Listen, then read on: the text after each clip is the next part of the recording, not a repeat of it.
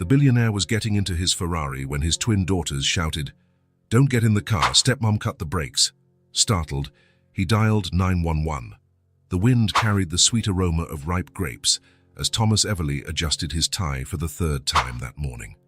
At 40 years old, he had closed dozens of deals, but something about this one made him uneasy. Maybe it was Leo Maddox's audacious proposal, or maybe it was just the natural anxiety of someone about to make a life-altering decision. "You're nervous." Vanessa appeared in the doorway of the office with that smile that always calmed him. At 26, she had a contagious energy that perfectly complemented his more reserved personality. "I'm not nervous," Thomas lied, running a hand through his hair. "Just thoughtful. This is an amazing opportunity, hun." She came closer and lovingly straightened his tie. "Maddox Industries has connections we can only dream of. Imagine our winery being distributed all over the West Coast." Thomas nodded. Leo Maddox had appeared out of nowhere 3 weeks ago, interested in forming a partnership. The man spoke with conviction about expansion, unexplored markets, and profits that could make any business owner's eyes shine. It was too tempting to be true. "Has he arrived yet?" Thomas looked out the window toward the main entrance. "He just called." "He's 5 minutes away." Vanessa checked her watch. "I prepared everything like you asked. The table's set on the terrace with a view of the vineyards. And I chose that 2018 Cabernet you're so proud of." Thomas smiled. Vanessa always paid attention to details.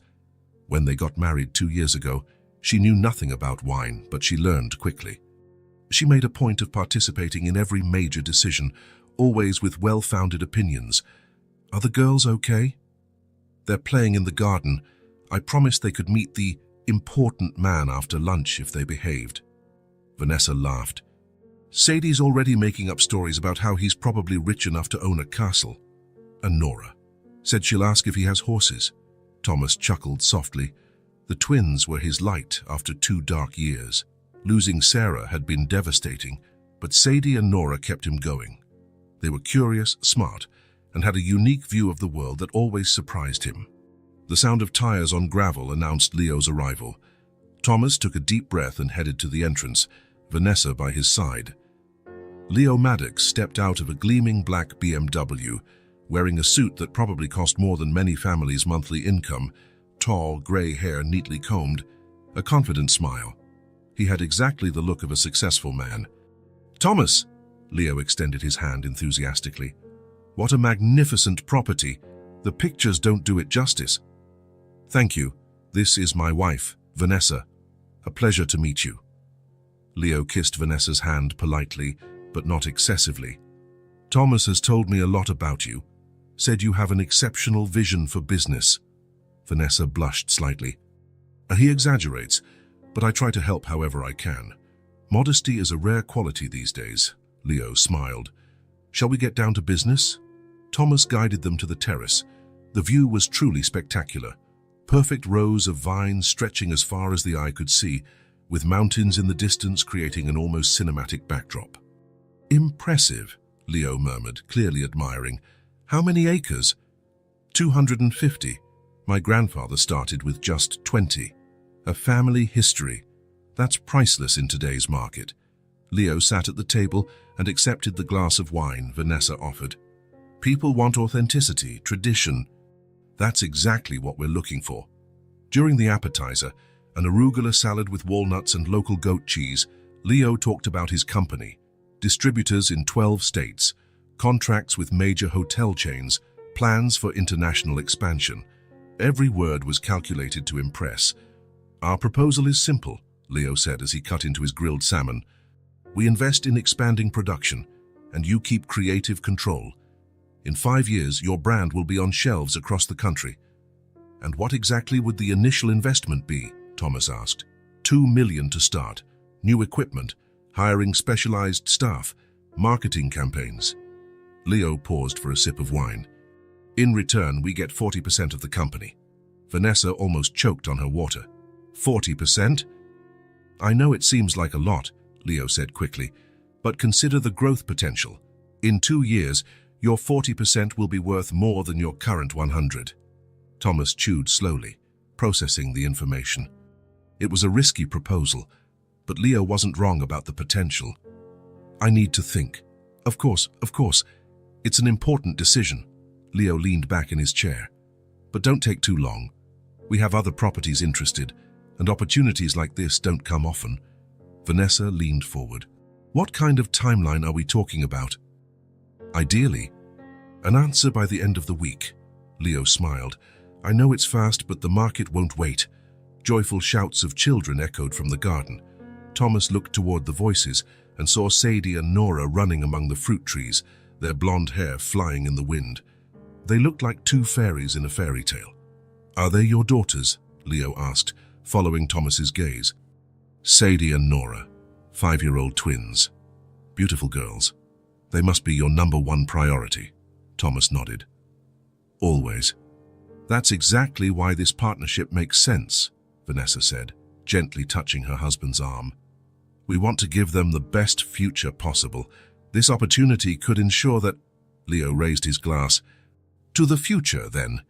Thomas hesitated only a second before toasting. The wine was perfect, the day was beautiful, and the proposal was tempting. Everything seemed to fit perfectly. While they finished dessert, peach pie made from Thomas's grandmother's recipe, the twins approached the table shyly. Daddy, can we meet the visitor now? Sadie asked, holding her sister's hand. Of course, princesses. This is Mr. Maddox. Leo bowed theatrically. It's an honor to meet two such lovely princesses. The girls giggled, but Thomas noticed they stayed close to him, as they always did with strangers. You have a beautiful family, Leo said, standing up. I hope we can work together to build something special.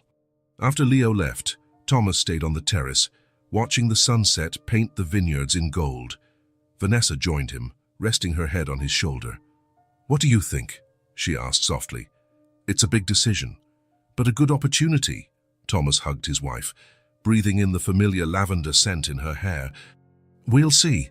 In the garden, Sadie and Nora kept playing, their laughter echoing in the late afternoon breeze. Everything seemed perfect, promising, full of possibilities, if only he knew what was coming next. The meeting with Leo Maddox left Thomas with conflicting feelings. As he put the proposal documents back into his leather briefcase, he tried to organize his thoughts. 40% was a significant chunk of everything his family had built for generations. On the other hand, the expansion Leo proposed could transform Everly Winery into something far bigger than his grandfather had ever dreamed. So, Vanessa entered the office after seeing Leo to his car. I think it went well, right? Thomas lifted his eyes from the papers. He's persuasive, I have to admit. Persuasive? Vanessa came closer, sitting on the edge of the desk. Thomas, he's offering exactly what we need: expansion, national distribution, potential international markets, at the price of almost half the company. Vanessa sighed, running her hand through her dark hair. You need to think about the future. The girl's future. Thomas studied his wife for a moment. In their 2 years of marriage, Vanessa had always shown genuine concern for the twins, even though she wasn't their biological mother. It had been a blessing to find someone who accepted not just him, widowed at 38, but also 2 young children who still missed their mom. I am thinking about them, he finally replied. That's exactly why I can't make rash decisions. Leo won't wait forever. He even said there are others interested. Basic sales pressure, Thomas smiled, standing up. Let's give it some time. I have a meeting with our accountant tomorrow. I want to hear his take on the numbers. Vanessa crossed her arms, visibly frustrated. Sometimes you're too cautious. That's what's kept me in business all these years. Thomas kissed his wife lightly on the forehead. I'm going to walk around the property. I need to think. Will you take the girls? No. They were exhausted. The nanny said she already put them to bed. Thomas checked his watch. It was past 8 in the evening. I won't be long. As he walked among the rows of grapevines, Thomas felt the cool California night air envelop him. There was something calming about being there, touching the same plants his father and grandfather had tended. Leo's proposal meant expansion, maybe buying adjacent land, hiring more people. The winery would cease to be a family-run business and become a much larger commercial operation. Was that really the legacy he wanted to leave for Sadie and Nora? Thomas reached the natural lookout at the highest part of the property. From there, he could see the entire stretch of vineyards, the main house with its welcoming lights, and the starry sky above. It was his favorite spot to think. His phone vibrated in his pocket. It was a message from Vanessa. "The girls woke up asking for you. They're restless. When are you coming back?" Thomas quickly typed, "On my way. 10 minutes." As he headed down the hill toward the house, Thomas felt a pang of guilt. Ever since Sarah's death 3 years ago, he had buried himself in work to cope with the pain. The twins, then only 2 years old, needed him so much, and often he wasn't emotionally present. Vanessa had arrived like a ray of light, taking on many maternal responsibilities, giving him space to breathe. Maybe she was right about Leo's proposal. Maybe it was time to take a bold step. When he reached the house's entrance, Thomas noticed the office lights were still on. Vanessa was probably working on one of the interior design projects she did as a freelancer. She had put her career on hold to devote herself to his family. Another reason to be grateful. Thomas decided not to go through the main door, so as not to wake the girls if they had gone back to sleep. He walked toward the attached garage where his red Ferrari F8 Tributo was parked next to Vanessa's SUV. The sports car had been his only extravagance after a particularly profitable year 3 years ago. Sarah never got to see it. He opened the garage door with the remote and walked up to the car, twirling the keys on his index finger.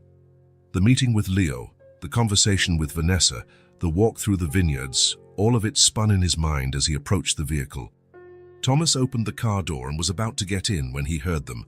High-pitched, desperate screams coming from the garage entrance. "Daddy! Daddy! No!" Thomas turned around, surprised to see Sadie and Nora running toward him, still in their pajamas, their faces twisted in pure terror. "Don't get in the car." "Stepmom, cut the brakes." Sadie's words hit Thomas like a punch to the gut. He was paralyzed for a second, his brain trying to process what he had just heard. "What?" It was all he managed to say, while the girls clung to his legs. "She cut the brakes," Nora repeated, tears streaming down her face. "We heard her talking on the phone."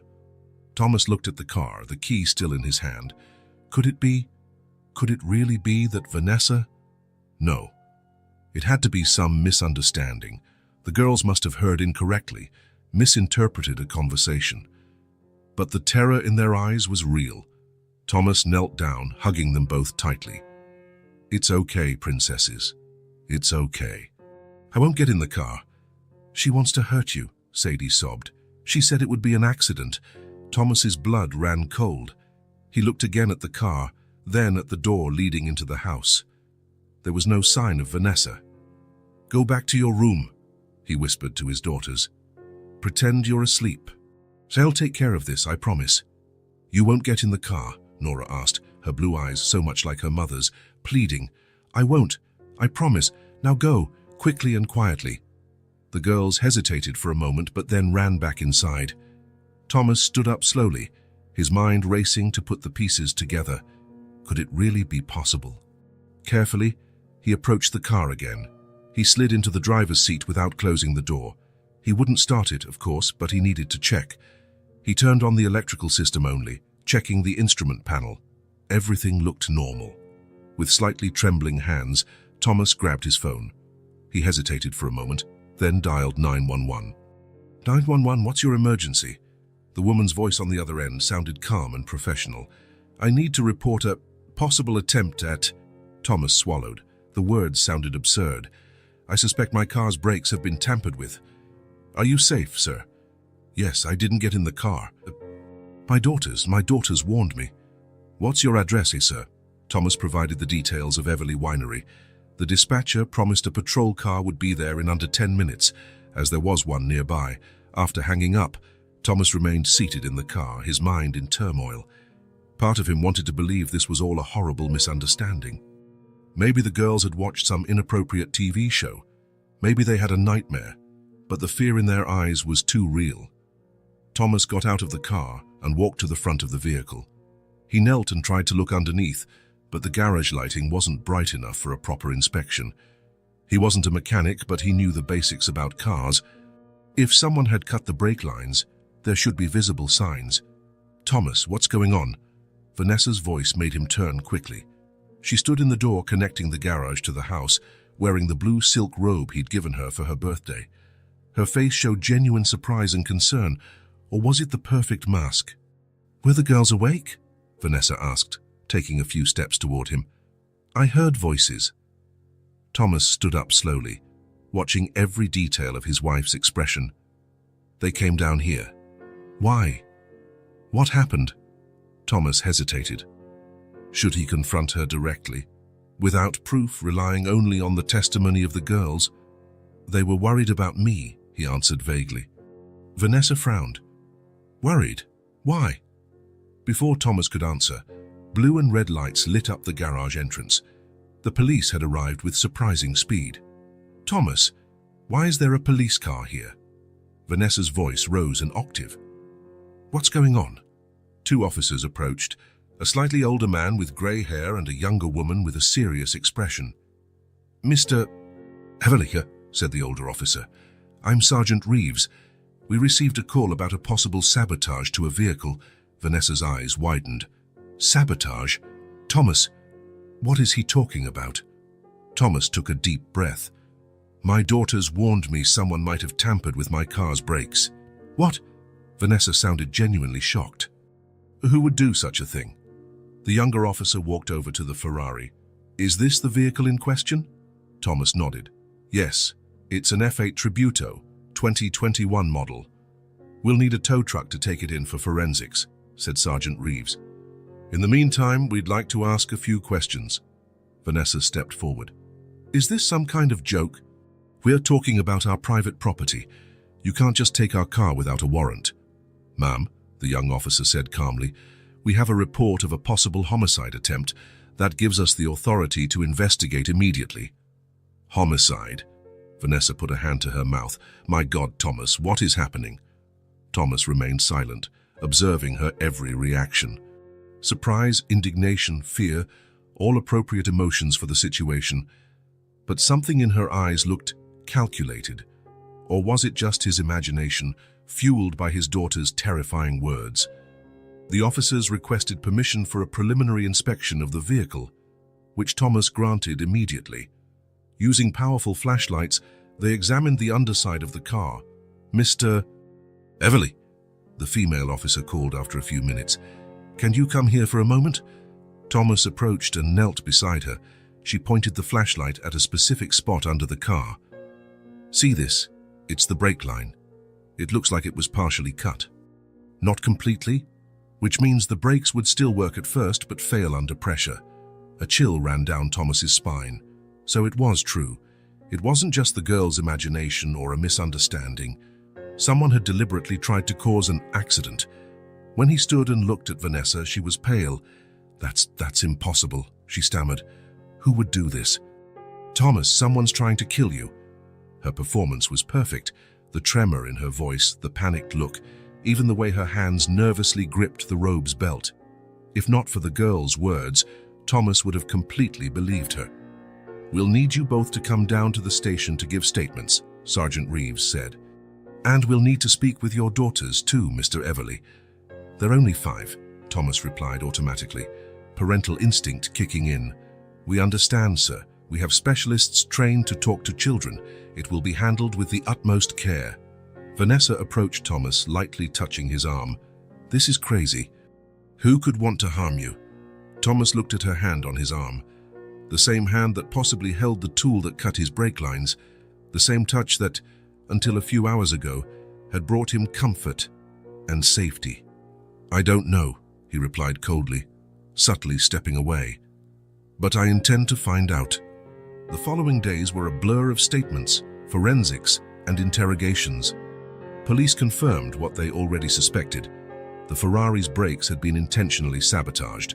A partial, precise cut that would ensure the system failed when the car reached high speed or needed to brake hard. During the formal statement, Thomas chose not to mention his daughter's specific accusations. Without concrete evidence, it would be the word of 2 small children against that of an adult. He needed more before openly accusing his own wife. Vanessa, for her part, played the worried wife role to perfection.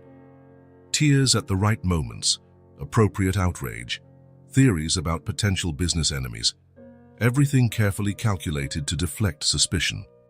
"It could be someone jealous of your success," she suggested over breakfast 3 days after the incident.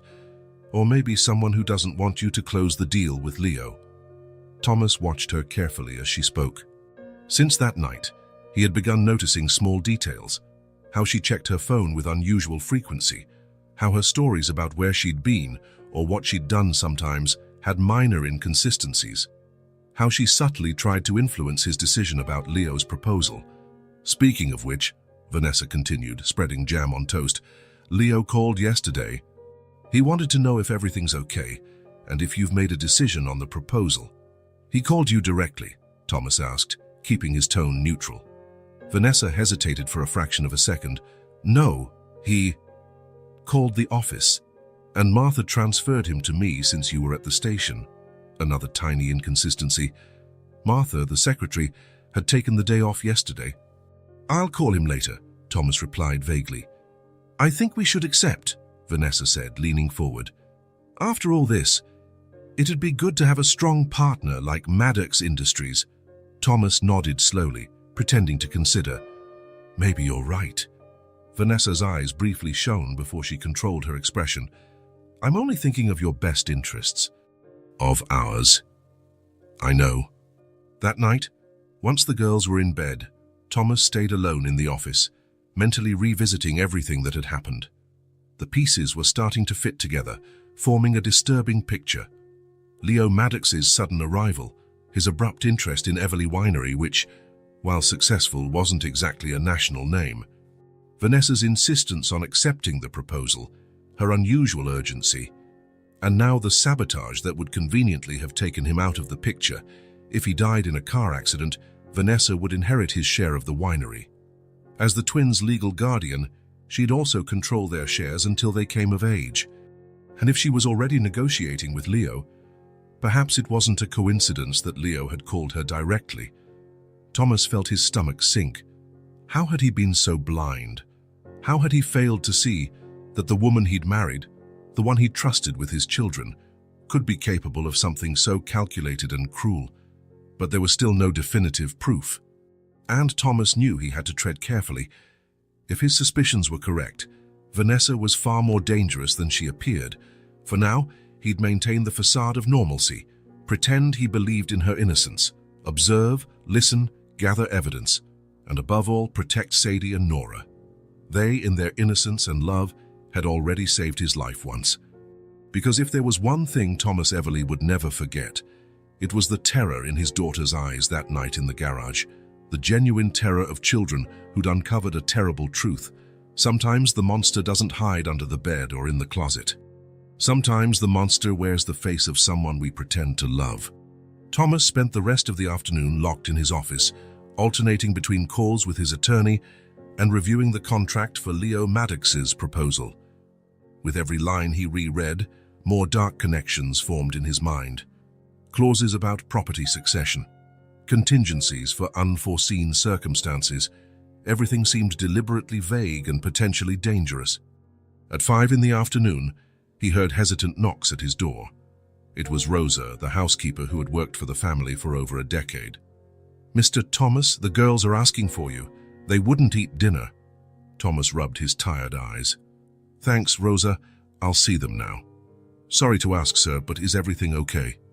The little ones seemed frightened. Thomas hesitated.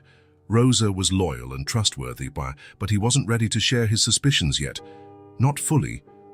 "We're going through a difficult time, that's all." Rosa nodded, though she didn't seem convinced. "Mrs. Vanessa left about an hour ago. She said she was meeting a friend and might be back late. Thanks for letting me know." Thomas tried not to show his relief. A moment alone with his daughters was exactly what he needed. He climbed the stairs to the twins' room. The door was slightly ajar, and he could see them sitting on the colorful rug listlessly playing with their dolls. He knocked lightly on the doorframe. "Can I come in, princesses?" Identical faces turned to him, lighting up instantly. "Daddy!" they exclaimed in unison, running to hug him. Thomas knelt down, opening his arms to receive them.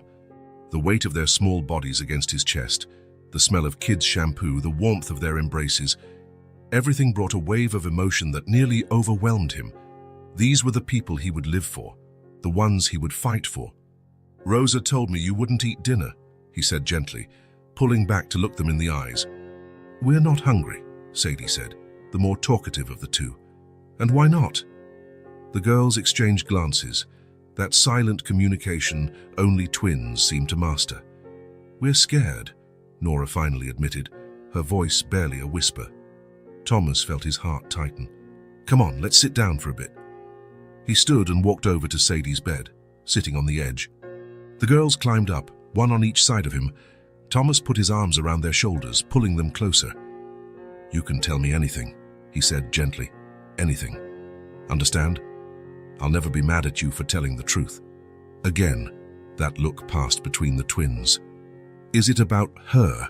Thomas asked, knowing he didn't need to specify who her was. Sadie nodded slowly.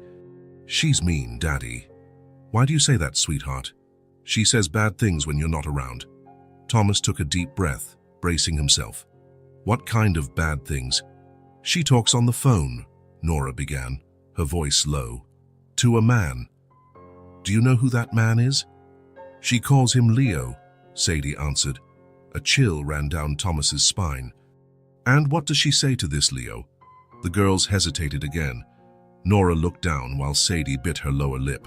"It's okay," Thomas encouraged them. "Remember, you can tell me anything." "She said she can't stand us anymore," Sadie finally said, tears shining in her eyes. "That she doesn't like kids." Thomas felt as if he'd been punched in the stomach. "When did she say that?" "Last night," Nora answered. "She thought we were asleep, but we were playing hide and seek. And she was in the hallway." "In the office," Sadie clarified. "The door was open just a little. We were hiding behind the big couch." Thomas nodded, encouraging them to continue. "She said that after—" Nora paused, searching for the right words. "After you were gone, she'd send us to a boarding school," Sadie supplied. "She said she'd send us to a faraway boarding school." Thomas clenched his fists unconsciously, trying to control the anger welling up inside him. "What else did she say?" The twins exchanged another look before Sadie continued. "She asked if the brakes had already been cut."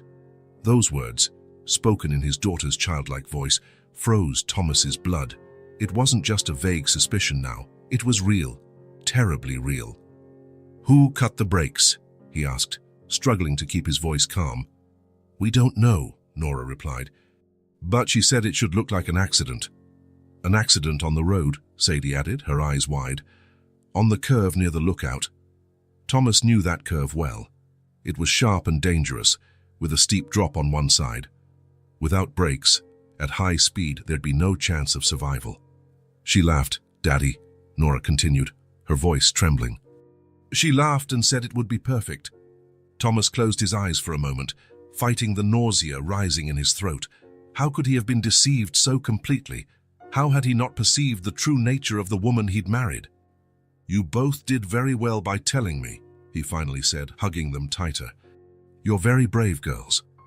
"You believe us?" Sadie asked, insecurity clear in her voice. "Of course I do. I'll never doubt you." "Stepmom said no one would believe us because we're just kids," Nora murmured. "She's wrong," Thomas declared firmly. "I'll always believe you, always." The girls relaxed a bit against him, seeming relieved to have shared their secret. "Is she going to hurt us too?" Sadie asked after a moment of silence. The question made Thomas's heart ache. "No, sweetheart. I'll never let that happen." "Promise?" "I promise." And it was a promise he intended to keep at any cost. Thomas stayed with his daughters for another hour, reading stories and trying to bring them back to a sense of normalcy. When they finally seemed relaxed enough, he helped them with their bedtime routine, brushing teeth, putting on pajamas, saying the prayers Sarah had taught them. "Good night, princesses," he said, kissing each one on the forehead. "Daddy's here, very close. If you need anything, just call." "Will you stay until we fall asleep?" Nora asked, her eyes pleading. Thomas nodded and sat in the rocking chair between their beds. He watched as they slowly lost the battle against sleep, their breathing becoming deep and steady. Only then did he allow silent tears to fall. They weren't just tears of sadness or anger, but of fierce determination. Thomas now knew, without a doubt, what needed to be done. Vanessa had tried to take his life. She planned to get rid of the girls, all for money, ambition, a partnership with Leo Maddox that had likely been arranged far earlier than he'd imagined. As he left the twins' bedroom quietly, Thomas felt the weight of the truth pressing on his chest. The pain now had a name, and two small but certain voices had exposed the betrayal in its rawest form. Now it was a matter of protecting his daughters and ensuring Vanessa could never threaten them again. It wouldn't be easy, it wouldn't be clean, but Thomas would do whatever was necessary, because some words, once spoken, cannot be ignored. Some truths, once revealed, demand action. And the words of his daughters, painful as they were, had finally opened his eyes. The morning sun filtered through the curtains of the master bedroom as Thomas opened his eyes. He had slept in the guest room again, claiming he didn't want to disturb Vanessa with his restless sleep after the incident. The truth was, he couldn't lie next to her without feeling repulsion and fear. He looked at the clock, 6:15 a.m. Vanessa usually woke at 7. He had enough time to put his plan into motion. He rose silently and went into the bathroom, looking at himself in the mirror. Dark circles underscored his face, but his eyes held renewed determination. After a quick shower, Thomas got dressed and went down to the kitchen. Rosa hadn't arrived yet. She usually came at 7:30. He made coffee and sat at the table with his laptop, sending a few encrypted emails to his attorney and to a private investigator he'd hired the previous day. At 7:05, he heard light footsteps on the stairs. He closed the laptop quickly and put on a neutral, almost resigned expression. The mask he'd decided to wear, that of a man shaken by the incident, but beginning to accept the official version that an outsider had sabotaged his car. "Good morning," Vanessa's melodic voice sounded behind him. She came over and kissed the top of his head affectionately. "You're up early." "I couldn't sleep much," Thomas replied, forcing a tired smile. "The police called last night after you went to bed," Vanessa commented, pouring herself some coffee. "They said they're stepping up patrols around the property, just to be safe." "That's good." Vanessa sat down across from him, seeming perfectly calm and well-rested. She wore a silk nightgown under a thin robe, her dark hair carefully arranged despite having just woken up. It was impressive how she managed to keep up appearances. "I was thinking," she said after a sip of coffee, "maybe we should install more security cameras if someone got into the garage without being noticed." "Good idea," Thomas said automatically. "And perhaps we should hire a temporary driver for you, at least until you feel safe enough to drive again." Thomas watched her carefully. Every suggestion sounded perfectly reasonable. Exactly what a worried wife would say. But now he saw the subtlety behind her words. A driver would mean he couldn't move around freely and would always be under supervision. "I'll think about it," he replied vaguely. Vanessa reached out and softly touched his hand. "I'm worried about you, love. This has all been so disturbing." Thomas felt a chill at her touch, but maintained a neutral expression. "It'll pass. I'm more concerned about the girls. They seem a bit distant with me," Vanessa noted, frowning slightly. "Have you noticed? They're scared by everything that's happened." "Of course," Vanessa nodded understandingly. "I think we should do something special today. Maybe a picnic in the garden. Something to get them out of this tense atmosphere." Thomas studied her for a moment. She was really good at this. If it weren't for the girl's words, he would have believed in her concern, her desire to make everything normal. "That would be great," he agreed. "They'd love it." Vanessa smiled, appearing genuinely pleased. "I'll ask Rosa to prepare something special. And maybe I'll take the girls to pick flowers to decorate the table. I'm sure they'd like that." A comfortable, or seemingly comfortable, silence fell between them as they finished their coffee. Thomas noticed how everything looked normal on the surface. A couple having breakfast, discussing plans for the day, worried about their children's well-being. A perfectly domestic scene, except one of them had tried to kill the other. "Do you have any meetings today?" Vanessa asked, breaking the silence. "Just a call with the bank at 10. Nothing too important." Thomas deliberately downplayed his schedule. In truth, besides the call, He'd arranged a secret meeting with his attorney and a visit to the police station. Good. Then you can spend more time with the girls. They need to feel safe and to know everything's going to be okay.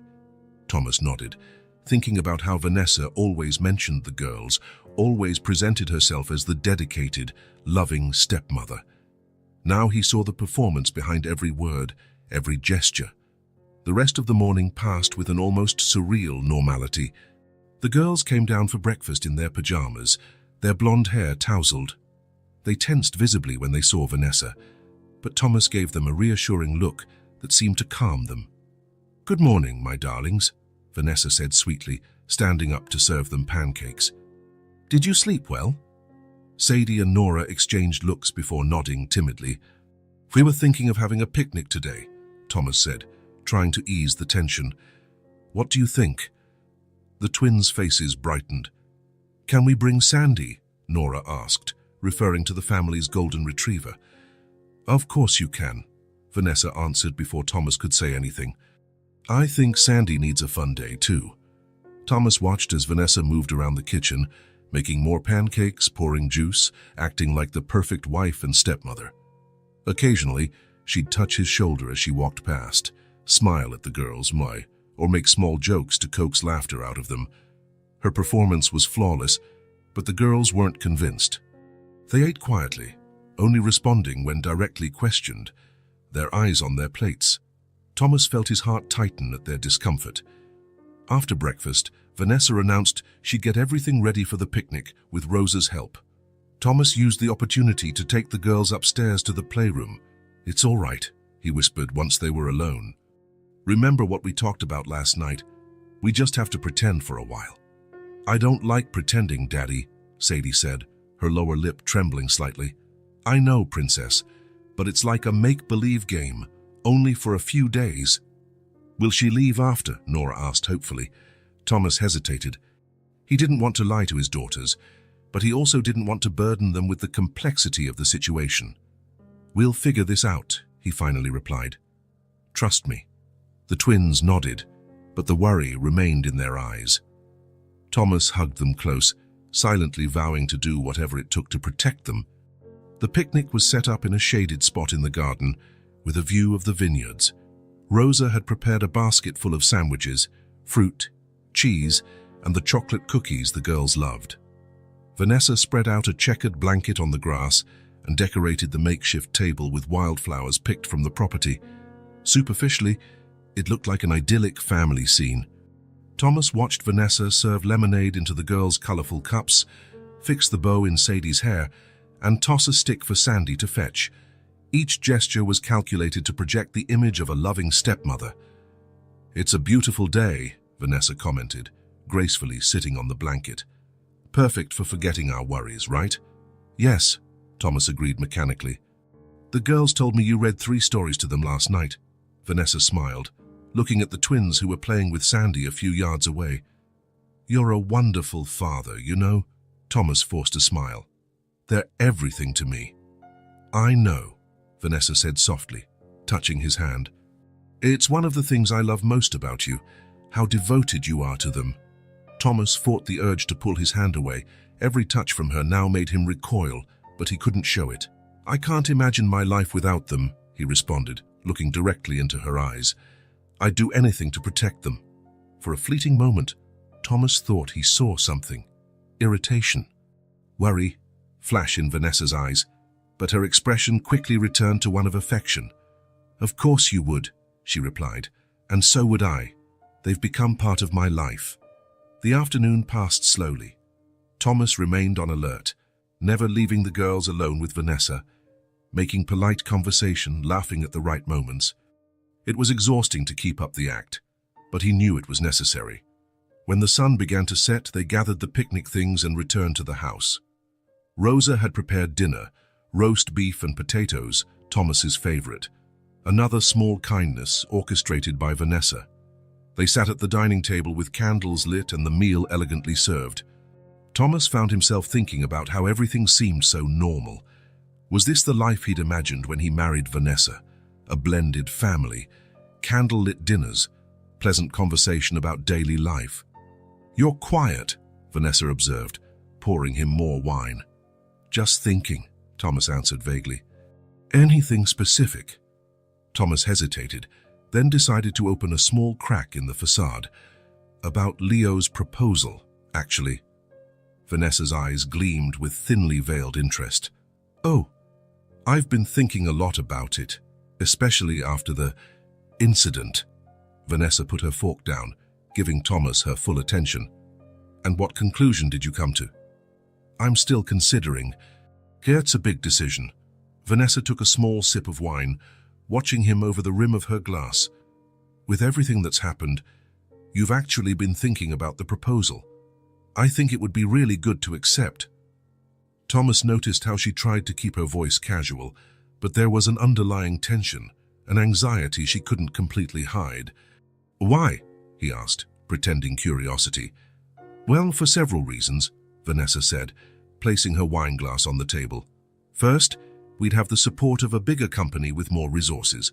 Second, we'd reduce our personal risks. And third," she paused, glancing quickly at the girls who were quietly eating, "it would secure the children's future." Thomas smiled, a smile that didn't reach his eyes. "You're right. Maybe it's time to take that step."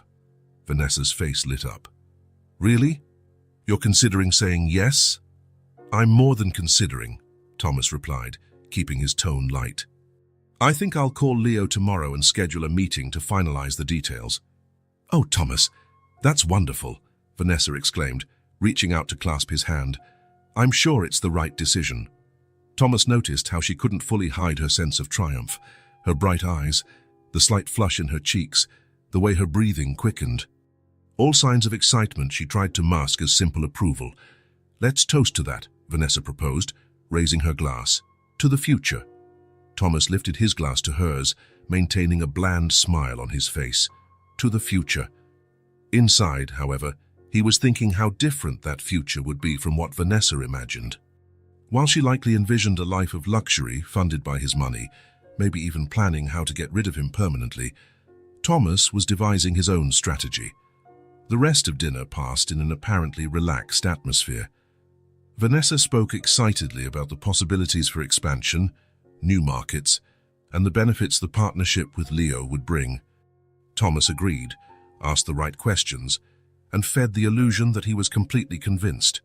The girls remained quiet, observing the interaction with watchful eyes. Occasionally, Thomas gave them reassuring looks, silently reminding them of their agreement. When dinner ended, Thomas offered to tuck the girls in. Vanessa didn't protest, seeming too pleased with the turn of the conversation to worry about small details. "I'll do the dishes," she offered cheerfully. "Take as long as you need with them." In the twins' bedroom, as he helped them into pajamas, Thomas felt the weight of the charade. It was painful to pretend, but necessary. "Are you really going to give her the money, Daddy?" Sadie whispered, as he buttoned her pajamas. "No, Princess," Thomas whispered back. "It's just part of our make-believe, and remember?" "She looked happy," Nora noted. "She did, didn't she?" Thomas smiled sadly. "But don't worry. I've got everything under control." When the girls were finally asleep, Thomas went downstairs and found Vanessa on the terrace, drinking a glass of wine and looking out over the moonlit vineyards. She seemed pensive, almost serene. "Are they asleep?" she asked as he approached. "Yes. They were exhausted." Vanessa smiled and offered him a glass of wine, which he accepted purely for the sake of appearances. "You know," she said softly, "I think things are finally starting to fall into place." Thomas took a small sip, watching the dark liquid swirl in the glass, thinking how fragile this illusion of normalcy really was. "Yes," he finally responded, with a smile that didn't reach his eyes. "I think they are." On the outside, he was the picture of acceptance. On the inside, his suspicion had turned into a plan. And while Vanessa savored her apparent victory, Thomas waited patiently for the right moment to reveal his own game. Wednesday morning dawned with a light mist over the vineyards. Thomas watched through his office window as he spoke on the phone, keeping his voice low just in case. "We need to meet Hal. It's urgent." On the other end, Hal Mercer sighed. "That sounds serious, Tommy. What's going on?" I can't talk over the phone. Can we meet today? I have an appointment at 3, but I'm free until then. Where do you want to meet? Thomas thought quickly. Riverside Cafe in an hour. It's discreet and far enough from here. I'll be there. Thomas hung up and slipped the phone into his pocket. Hal Mercer had been his college friend and one of the groomsmen at his first wedding with Sarah. After 15 years on the San Francisco police force, Hal had retired to open his own private investigation agency. If anyone could be trusted in a situation like this, it was Hal. He went downstairs and found Vanessa in the kitchen, preparing lunch with Rosa. She seemed especially cheerful that day, humming as she chopped vegetables. "I'll need to go out for an hour or two," Thomas announced casually. "I forgot to sign some documents at the bank."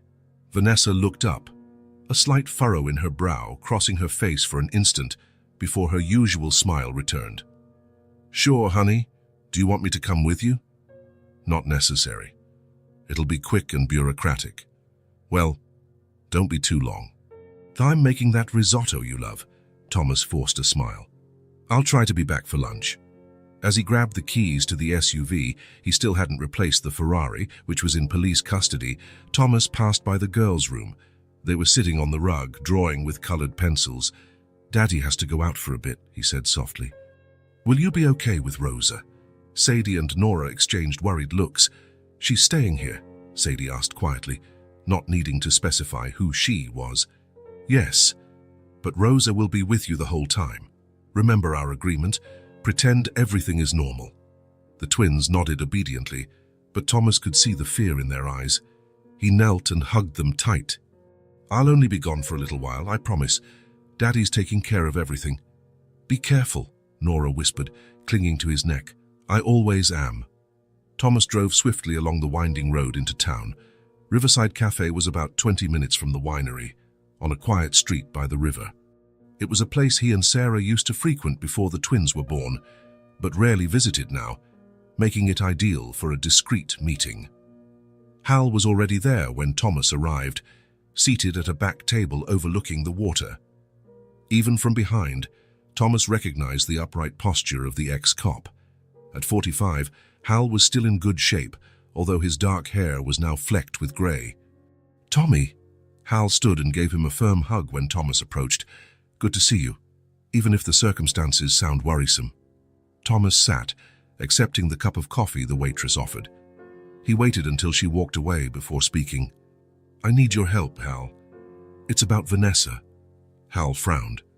"Your wife? What happened?" Thomas took a deep breath and began telling him everything. The brake incident, the daughter's revelations, the inconsistencies in Vanessa's stories, Leo Maddox's suspicious proposal. Hal listened closely, not interrupting, his expression growing more somber by the minute. When Thomas finished, he remained silent for a few moments, processing the information. "This is serious, Tommy. Attempted murder is not something you accuse lightly." "You think I'm overreacting?" Thomas asked, a hint of frustration in his voice. "I didn't say that." Hal raised his hands in a placating gesture. "I'm just saying we need concrete evidence. The girl's testimony is important, but a good lawyer could argue they misheard.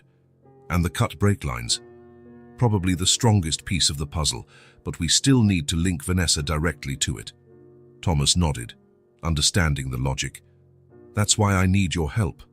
I want a full investigation into Vanessa and Leo Maddox. Past connections, finances, everything. Vanessa Crawford, right? And Leo's full name. Leonardo Maddox, CEO of Maddox Industries." Hal jotted down the names in a small notebook. "Any idea where to start?" "Vanessa said she grew up in Seattle. Her parents died in a car crash when she was 19, and she graduated in interior design from the University of Washington. I met her at a charity event in San Francisco 3 years ago. We started dating 6 months after Sarah died.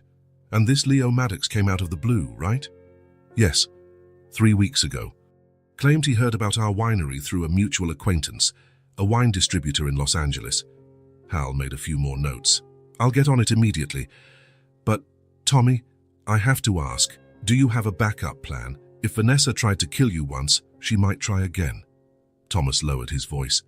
"I'm pretending to accept Leo's proposal. I scheduled a meeting for next Monday.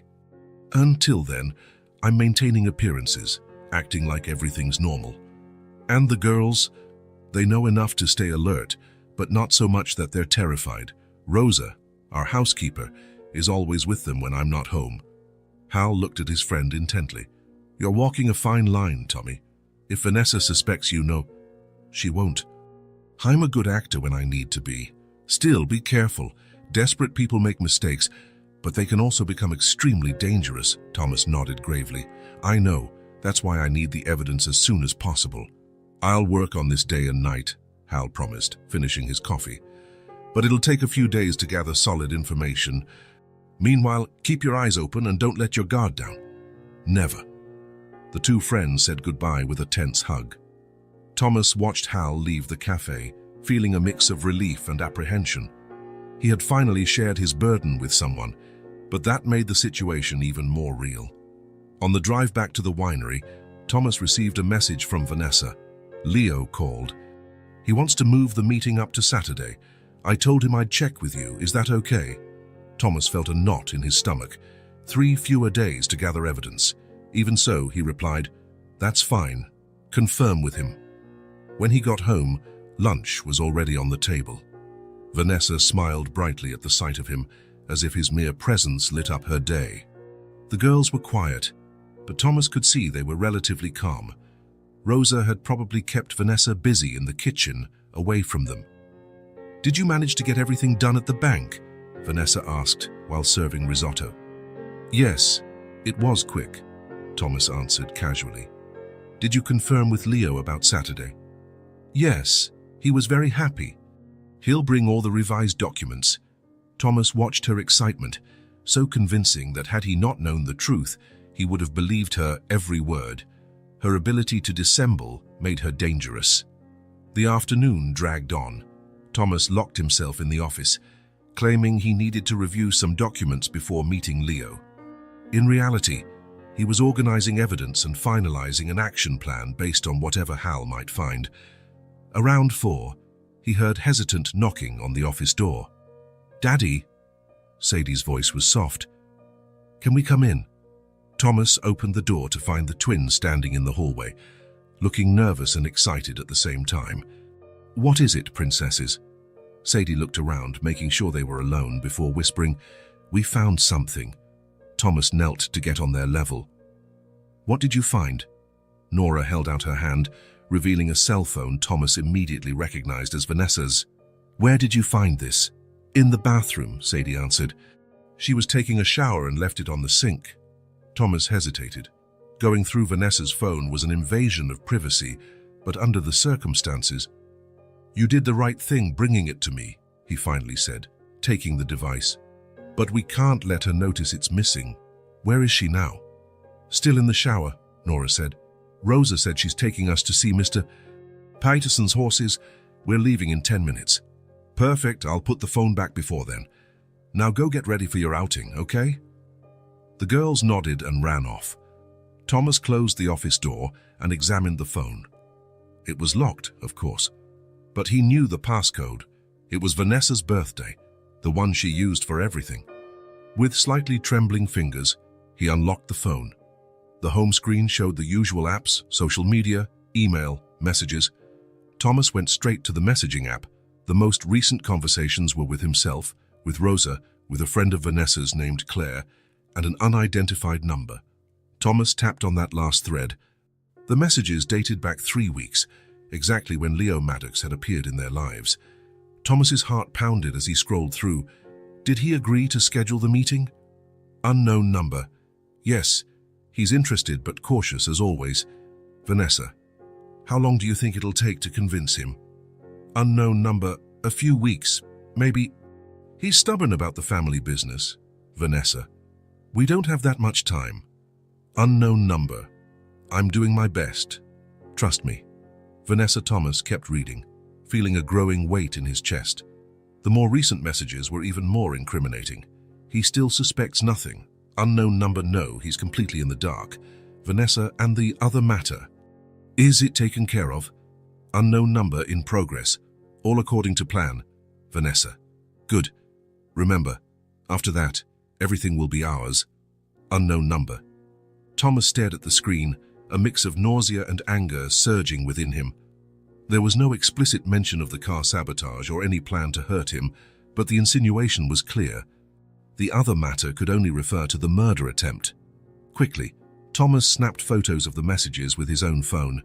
Then he checked Vanessa's emails but found nothing particularly incriminating. She was too smart to leave obvious traces. He was about to check her recent calls when he heard the shower turn off in the master bathroom. Quickly, he slipped out of the office and went to the kids' bathroom, leaving Vanessa's phone on the sink, exactly where she might have forgotten it. Thomas returned to the office and sent the photos of the messages to Hal, along with a note. Evidence found on Vanessa's phone. Don't know who the unknown number belongs to, but I suspect Leo is using an unregistered phone. Hal's reply came almost immediately. Good job, this helps, but we still need more. I have some leads on Vanessa's past. I'll update you tomorrow. Thomas put his phone away at the sound of footsteps in the hallway. Seconds later, Vanessa knocked softly before opening the door. The girls are heading out to see the horses with Rosa, she said, still in her bathrobe with her damp hair wrapped in a towel. I thought maybe we could use this time to talk about the meeting with Leo. Thomas forced a smile. Of course. I was just thinking about that. Vanessa entered and sat in the armchair across from his desk. You look tense. Is everything okay? Just tired, Thomas lied. I haven't slept well since this incident. Understandable. Vanessa nodded, her face a mask of concern. But maybe that will change after the meeting with Leo. A fresh start, you know, something positive to focus on. Thomas studied her intently. How could she lie so blatantly? How could she sit there, feigning concern, when she was part of a plot to kill him and take his assets? A fresh start, he echoed automatically. Yes, that would be good. Leo mentioned we could even spend a weekend at his beach house after the deal is closed. Sort of a celebration. The girls would love the beach, don't you think? A shiver ran down his spine. The thought of taking his daughters anywhere near Leo and Vanessa, away from the safety of his property, was terrifying. Maybe, he replied vaguely. Let's see how things develop. Vanessa smiled, apparently satisfied with his answer. Well, I'll go get dressed. Then we can go over the key points of the contract. Great idea. Once Vanessa left, Thomas let out a long breath. The charade was becoming harder to maintain. Every fake smile, every forced agreement cost him tremendous effort. But now he had something concrete. Messages on Vanessa's phone. Not definitive proof, but a start. And with Hal investigating her and Leo's past, maybe he could gather enough evidence before Saturday's meeting. Thomas looked out the office window, watching Rosa and the girls walking toward the neighboring property where the horses were. Sadie and Nora seemed excited, skipping and gesturing animatedly. That sight reinforced his resolve. No matter the cost, he would protect his daughters. He would unmask Vanessa and Leo, expose their conspiracy, and ensure they never threatened his family again. And if that meant continuing to pretend for a few more days, looking into the smiling face of the woman who had tried to kill him, so be it. Because the truth, as painful as it was about to come to light. Thomas was in his office, his gaze fixed on the vineyard landscape outside. Late afternoon was giving way to twilight, painting the sky with orange hues that would normally fill him with peace. But not today, not while he anxiously awaited Hal's call. 3 days had passed since he hired his friend to investigate Leo and Vanessa. 3 days of forced smiles, pretending everything was normal while watching every move his wife made with new eyes. The phone on the desk vibrated, interrupting his thoughts. Hal's name lit up the screen. I'm on my way, the detective's grave voice said as soon as Thomas answered. I found information you need to hear in person. Vanessa's home, Thomas replied, keeping his voice low. Can we meet in the vineyards, in the more remote area? The lookout. I'll be there in 15 minutes. Thomas hung up and took a deep breath, trying to organize his thoughts. Hal's tone indicated significant discoveries. He went downstairs, finding Vanessa in the living room leafing through a decor magazine. I'm going to check on some vines, he announced casually. The vintner mentioned a possible problem in the northern section, Vanessa looked up from the magazine, smiling. "Want some company?" "No need," Thomas replied, forcing a smile. "It's just a quick inspection." "All right." "The girls are in the kitchen with Rosa, helping make cookies." Thomas nodded, relieved to know his daughters were occupied and safe. He left through the back door and followed the path winding between rows of vines. The lookout sat on the highest point of the property, a small natural platform that offered a panoramic view of the winery and, crucially, privacy. When he arrived, the sun was even lower in the sky, casting elongated shadows over the vineyards. A few minutes later, he saw Hal's black SUV parking discreetly near a storage shed. The detective climbed the path with an ex-cop's efficiency, quick, determined steps. "Tommy," Hal greeted him with a brief hug upon reaching the top. His face was serious, the lines more pronounced than usual. "What did you find out?" Thomas asked without preamble. Hal took a tablet from inside his jacket. "Let's start with the basics. Vanessa didn't visit her mother in Sacramento yesterday." Thomas felt a knot tighten in his stomach. She had left after lunch, returning only at night, claiming she'd spent the day with her mother, who was feeling ill. "How do you know?" "First, her mother doesn't live in Sacramento. In fact, from what I found, her parents lived in Seattle. Or rather, they did. Her father died 2 years ago, and her mother moved to a retirement home in Oregon." Thomas frowned. "She always said she was an only child, that her parents lived in Sacramento." "Another lie," Hal continued, swiping the tablet screen. "She has an older brother in Portland. As for her supposed visit, I have evidence of where she really was." He turned the tablet toward Thomas, showing an image from a security camera. Vanessa was seen entering the lobby of a fancy hotel, wearing sunglasses and a discreet hat. "The Ridge Mountain Resort. It's about 40 minutes from here, in the opposite direction of Sacramento." Thomas stared at the image, feeling a mixture of anger and confirmation of his suspicions. Was she alone? Hal swiped to the next photo. It showed Vanessa in the hotel elevator, with a man Thomas instantly recognized, Leo Maddox. "They booked an executive suite for 3 hours, Hal explained, his tone professional and distant. When they left, he walked her to the parking lot. Their behavior was intimate. Thomas felt the blood freeze in his veins. "Were you able to get any audio? Any idea what they discussed?" "No audio, unfortunately, but I hired a lip-reading expert to analyze security footage from the restaurant where they had lunch before heading to the suite." Hal showed another photo, this time of Vanessa and Leo sitting at a discreet table in the hotel restaurant. The specialist couldn't catch the entire conversation, but identified phrases like, "he suspects nothing" and "after Saturday." At one point, Leo mentions something about "when it's done" and "splitting the profits." Thomas remained silent, processing the information. The confirmation of his suspicions should have been shocking, but somehow he only felt a cold resolve growing within him. "And what about Leo? What did you find out about him?" "That's even more interesting," Hal replied, checking his tablet again. "Leo Maddox isn't exactly who he says he is. Maddox Industries exists, but not with the international reach he claims. It's a mid-level company with a history of legal problems, fraud allegations, lawsuits from investors, investigations for unethical practices." "And his connection to Vanessa? Did they really meet at that charity event like they claimed?" Hal gave a humorless smile. "Here's the most revealing part. I found a photo from an event in Chicago 8 years ago. He showed an image of a younger Vanessa next to Leo, both smiling for the camera at a gala. They've known each other for years, Tommy, and from what I can tell, they've worked together before on similar projects." "What kind of projects?" Thomas asked, though he suspected the answer. "It's always the same pattern," Hal explained, his tone grave. "Vanessa gets close to wealthy men, often widowers or divorced with children, earns their trust, often marries them. Then Leo shows up as a potential business partner, interested in investing or forming a partnership. And then, in at least 2 prior cases, the husbands had accidents after signing partnership documents with Leo, accidents suspiciously similar to your car's brake failure." Thomas closed his eyes for a moment, the magnitude of the conspiracy finally sinking in. When he opened them, his determination was unshaken. "And those other cases, were they investigated?" Yes and no. One was ruled an accident after a superficial investigation, the other raised suspicions, but evidence was mostly circumstantial. The victims were lonely men, without close family to push for deeper investigations.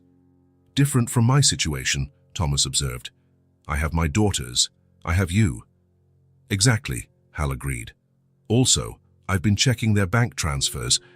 There are suspicious movements involving offshore accounts coinciding with the dates of previous incidents.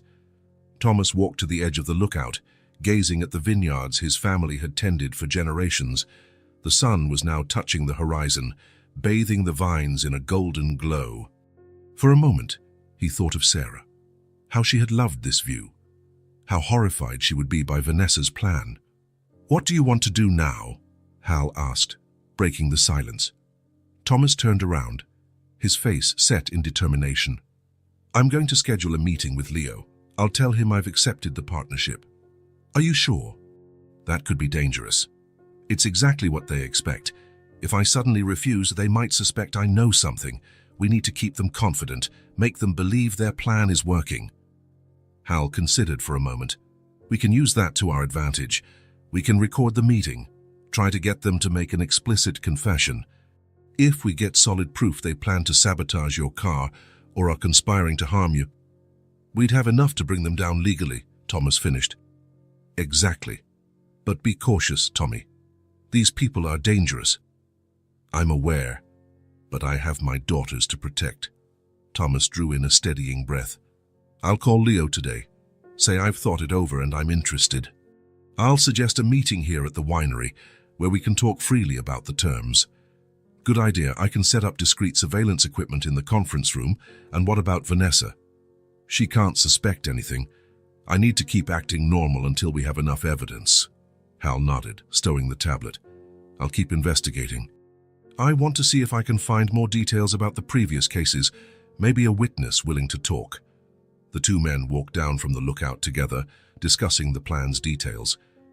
When they reached Hal's SUV, the detective handed Thomas a small device. "A high-definition recorder. Activate it before the meeting." Thomas slipped it into his pocket. "Thanks, Hal." "For everything." "Be careful, Tommy. Don't underestimate these people." Thomas watched Hal's vehicle pull away, the setting sun casting ever longer shadows across the property. He took a deep breath and made his way back to the house, each step strengthening his resolve. He found Vanessa in the kitchen with the twins, all laughing as they decorated freshly baked cookies. The scene looked so innocent, so normal. It was almost impossible to believe that the woman smiling at his daughters was plotting to kill him. "How are the vines?" Vanessa asked casually when she noticed him. "All under control," Thomas answered, keeping his voice even. "Actually, I made an important decision today." "About what?" Vanessa asked, her attention snapping to him. "About Leo's proposal. I think I'll accept. I'll call him tonight to schedule a formal meeting." Vanessa's face lit up instantly, her eyes shining in that way Thomas now recognized as calculated rather than affectionate. "Thomas, that's wonderful," she exclaimed, setting down the icing tube and coming over to him. "I'm sure this partnership will be extremely beneficial for the winery." "I've thought it through," Thomas replied, holding her gaze. "I think it's the best way forward." Vanessa hugged him, her expensive perfume filling his nostrils. "This is the best decision you've ever made." Over her shoulder, Thomas noticed the twins exchanging worried looks. He gave them a reassuring smile, hoping they understood this was all part of the plan. "I'm going to the office to call Leo," he said, gently stepping back. "Should I make something special for dinner?" "To celebrate?" "That would be great," Thomas said, heading upstairs. In his office, he closed the door and took a steadying breath before picking up the phone. Each ring reminded him of his renewed resolve. When Leo Maddox's self-assured voice answered, Thomas was ready. "Leo, it's Thomas Hartwick. I've been thinking about your partnership proposal, and I've decided to accept." There was a brief pause on the other end, followed by Leo's carefully controlled enthusiasm. "Thomas, that's excellent. You won't regret it." "I hope not," Thomas replied. "Can we schedule a meeting to go over the details, maybe here at the winery?" "Of course, and of course. How about Saturday?" "I'm free all day. Perfect. 2 in the afternoon, then. After hanging up, Thomas stood still for a few moments, looking out the window at the vineyards his family had cultivated for generations. Vanessa and Leo believed they were about to complete another successful con. Little did they know he was closing in on them. Saturday morning dawned with a gentle fog covering the Hartwick vineyards. Thomas looked out the bedroom window, already dressed in a crisp navy blue suit. It wasn't out of respect for his guests, but rather an understanding of appearances on this decisive day. The phone rang. It was Hal. "I'm on my way," the detective said in his gravelly voice. "I have critical information we need to discuss before the meeting." "The girls are already with Jennifer," Thomas replied. "She took them to spend the day in San Francisco." "Great. I'll be there in 20 minutes. Thomas hung up and exhaled. In the last 48 hours, he had barely slept. Every minute spent near Vanessa was an ordeal, maintaining the facade of excitement, while internally he seethed with anger and determination. He went downstairs, noticing how quiet the house felt without the girls' laughter. He felt a pang of longing, but also relief knowing they were safe, far from what would happen today. In the office, he checked the recording devices strategically placed. Everything had to work perfectly. The meeting would be held in the main winery conference room, a location chosen because it had only one entrance and exit, ideal for the planned operation. He heard a car pull up outside. Through the window, he saw Hal's black SUV parked discreetly near the employee's entrance. Thomas stepped out to meet him, away from Vanessa's curious eyes. "Tommy," Hal greeted him with a brief hug. His expression was serious, the lines around his eyes more pronounced than usual. "We need to talk in private." He led the friend to a small office adjacent to the winery, closing the door behind them. Hal immediately pulled out a tablet from inside his jacket. "I found something you need to know before they arrive," he said, voice low with gravity.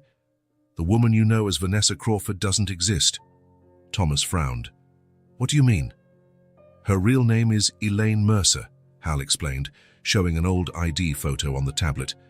"Born in Detroit, she has records of fraud in 3 different states, although she's never been convicted." Thomas stared at the photograph of a much younger Vanessa, dark hair and a hardened expression. She looked like a complete stranger. "What about Leo?" "Leo Maddox is actually Marcus Doyle. His background is even more interesting. Investigated for extortion, corporate fraud, and even a suspicious death. But he always manages to slip away due to lack of conclusive evidence or disappearing witnesses." Thomas felt a cold resolve spread through him. "They've been working together for how long?" "At least 8 years, Hal replied, scrolling to another image. A small newspaper article. "I identified 3 other cases with the same MO. She targets wealthy men, often widowers or divorced with kids, gains their trust, marries them, and then, coincidentally, a business partner emerges to invest in the victim's company. And then the accidents happen," Thomas concluded, the cold anger solidifying in his chest. "Exactly," Hal confirmed. "In 2 cases, the husbands died under suspicious circumstances after signing papers giving Vanessa or Elaine substantial control over their assets. In the 3rd, the man survived an attempted poisoning, but when he started to suspect, he was found dead, officially declared a suicide." Thomas stood, moving to the small window overlooking the vineyards. "And what about those encrypted emails you mentioned? Did you get more details?" "Yes, I managed to decrypt them partially," Hal said, showing another screen on the tablet. "They explicitly mention finishing the job after today's meeting and making it look like a natural accident like the others." A heavy silence fell between them for a few moments. Finally, Thomas turned around, his face set with determination. "Are the police in position?" "Yes. Detective Martinez and her team are ready. 2 officers in plain clothes are already on the property, posing as winery staff. Another 4 are in unmarked vehicles along the main road."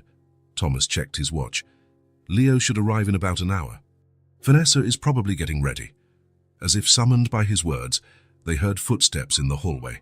Hal quickly hid the tablet as Vanessa appeared in the doorway, looking stunning in a navy blue dress that accentuated her figure. "Oh, I didn't know we had company," she remarked, giving Hal a quick once-over. "This is Harold Jensen, a security consultant," Thomas said smoothly. "With the business expanding, I figured it was wise to review our protocols." "Nice to meet you, Mrs. Hartwick."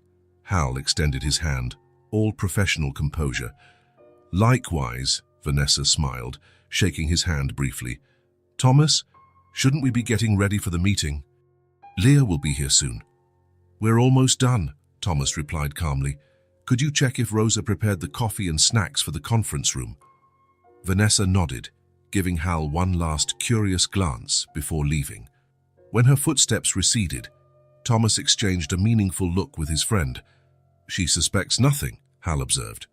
"Let's keep it that way," Thomas replied, adjusting the small mic hidden under his lapel. "Is everything set for recording?" "All operational. Detective Martinez is getting the live audio feed." The next hour crawled by. Thomas oversaw final preparations, while Hal slipped away discreetly to join the undercover police hidden on the property.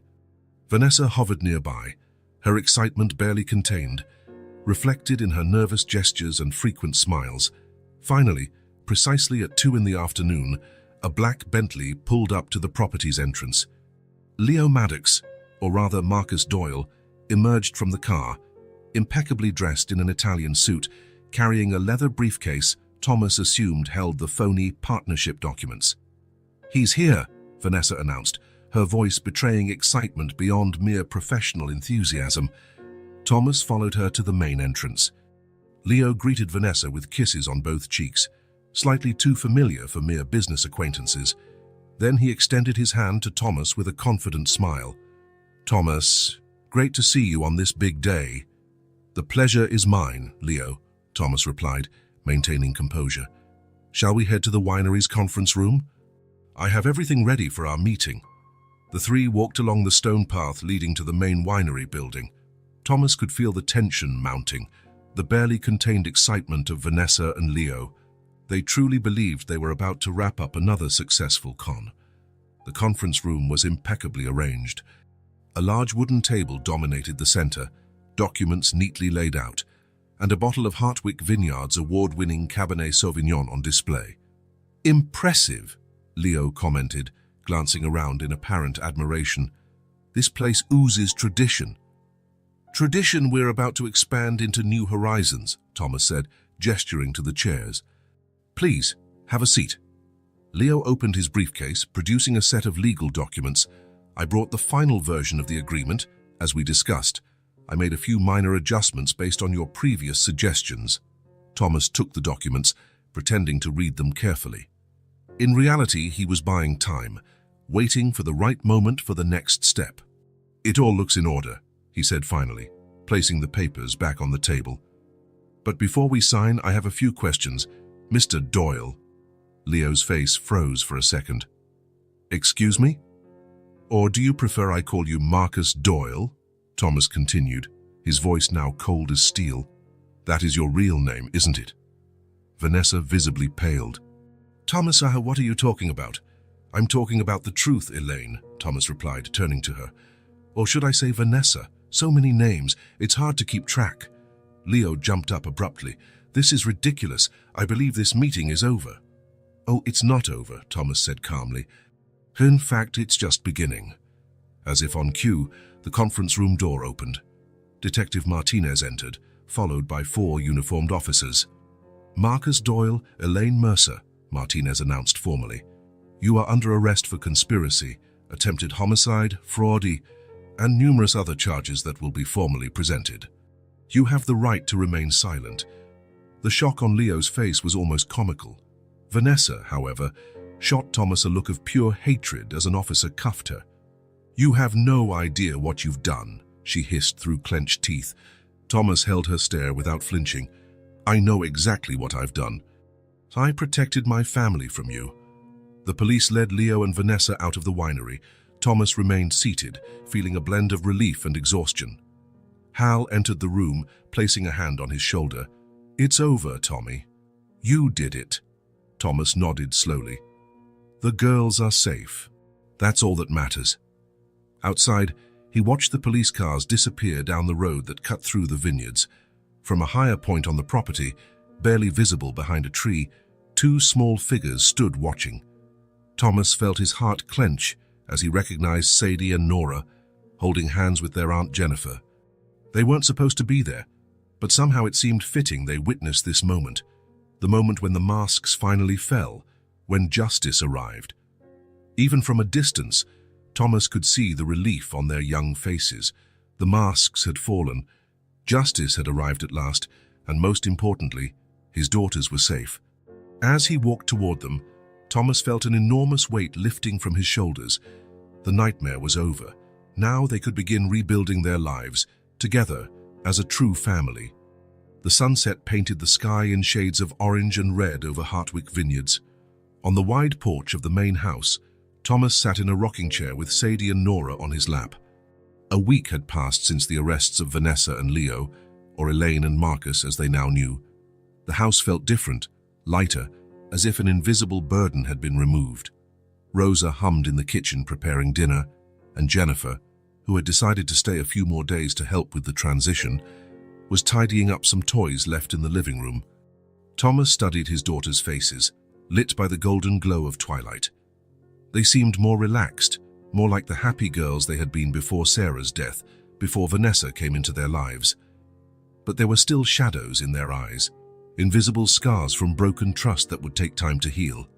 "You know," Thomas began, his voice soft in the porch's quiet, "I want to apologize to you." The twins looked up at him curiously, their small eyebrows furrowed in identical expressions. "After your mom died, I buried myself in work," he continued, choosing his words carefully. "I thought if I stayed busy, the pain would be less. And then I got married, and without realizing it, I ended up neglecting you two a bit." Sadie adjusted herself on his lap, her small fingers fiddling with a button on Thomas's shirt. Nora remained quiet, her eyes locked on her father's face.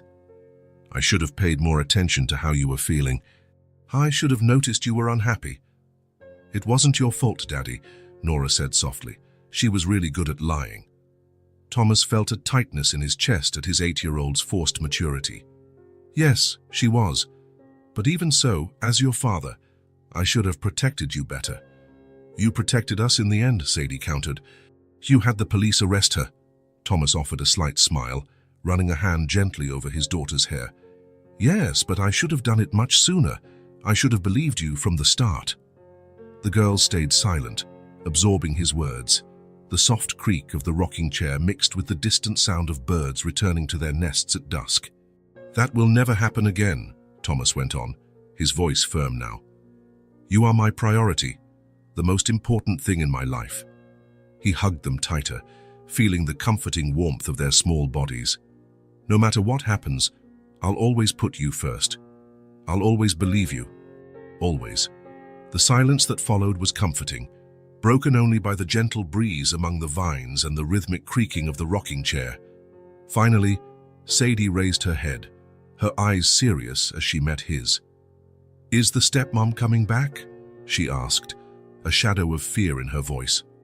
Thomas cupped his daughter's face gently in his hands, making sure she saw the resolve in his eyes as he answered, "She's no longer part of our family. I'll make sure she stays far away from us, forever."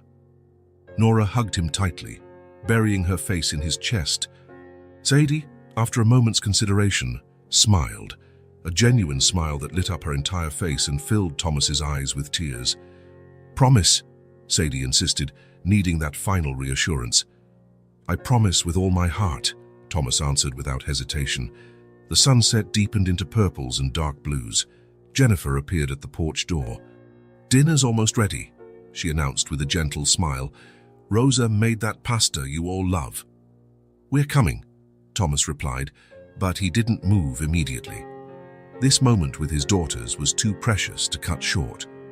Night fell slowly over the property. After dinner, Thomas helped the girls with their baths and tucked them into bed, reading them a story until they fell asleep.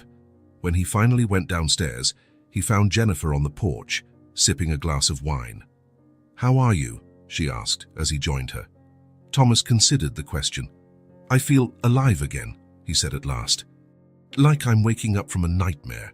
Jennifer nodded, understanding. The girls seem lighter. "Yes, but there's still a long road ahead. They've been through a lot. You all have. Jennifer placed a hand over his. What are you going to do now? Thomas looked at the darkened vineyards, lit only by the moonlight. I think I need to start over. Relearn how to be a full-time dad. Relearn how to live without constantly looking over my shoulder. That sounds like a good plan, Jennifer smiled. And what about the winery? The winery? Thomas paused, an idea forming. I think I need to take a break. Let Carl handle things for a few days. Jennifer raised her eyebrows in surprise. You? Taking time off voluntarily? That's a first, Thomas laughed, a sound that seemed lighter and freer than it had in a long time. I guess nearly dying and finding out your wife was plotting your murder changes a man's priorities. No doubt, Jennifer agreed, taking a sip of wine. And what will you do with that time off? Spend time with my daughters. Just be with them. No distractions, no phones, no meetings. Just the three of us. The next morning, Thomas surprised the girls with an announcement. You're not going to school today, and I'm not going to work. We're taking a trip, just the three of us. The twins widened their eyes in identical expressions of surprise. Where are we going? Nora asked, already excited. It's a surprise, Thomas grinned, handing each girl a small backpack. I've packed everything we need in here. Let's get ready for an adventure. In minutes, they were in the car, Thomas driving along the winding road away from the property. The girls stared out the windows, pointing at horses in pastures and birds in the sky with all the excitement of childhood. 40 minutes later, Thomas parked near a little-known nature park, a spot Sarah had loved and they hadn't visited since her death. A stream of crystal-clear water wound between ancient trees, and a small clearing offered a perfect place for the picnic he had prepared. I remember this place, Sadie exclaimed as they got out of the car. Mom brought us here when we were little. Yes, Thomas affirmed, feeling a gentle wave of nostalgia. It was her favorite spot. I thought it would be good for us to come back. The girls ran ahead, rediscovering familiar paths with fresh eyes. Thomas followed, carrying the picnic basket, his heart feeling lighter with every step. They spent the morning exploring. Thomas showed them how to identify different types of trees, something Sarah had taught him years ago. They found deer tracks near the stream and watched a squirrel gathering nuts for winter still far off. At noon, they spread a checkered blanket in the clearing and opened the picnic basket. Sandwiches, fruit, homemade cookies, and apple juice. A simple feast they devoured with an appetite fueled by activity and fresh air. Daddy, Nora asked between bites of her sandwich, do you think Mom can see us from somewhere? The question caught Thomas off guard, but he answered honestly, I'm not sure, sweetheart. But I like to think so. Me too, Sadie chimed in with the unwavering conviction of childhood. I think she's happy we came back here. Thomas smiled, feeling a lump in his throat. I'm sure she is. After lunch, they took off their shoes and waded in the stream. The water was cold, prompting squeals of surprise and delight. When Sadie accidentally slipped on a rock and landed on her backside in the shallow water, her initial shock quickly turned to contagious laughter. Come on in, she called, now deliberately splashing water at her dad and sister's legs. It's awesome! Nora glanced at Thomas, seeking permission in his eyes. Seeing his encouraging smile, she jumped into the water with her sister, letting out a shriek of joy. What about you, Daddy? Sadie challenged. Are you scared? Thomas pretended to think seriously. Well, someone has to stay dry to drive back, but... Without finishing the sentence, he stepped onto a deliberately slippery rock and fell theatrically into the water, provoking shrieks of hysterical laughter from the girls.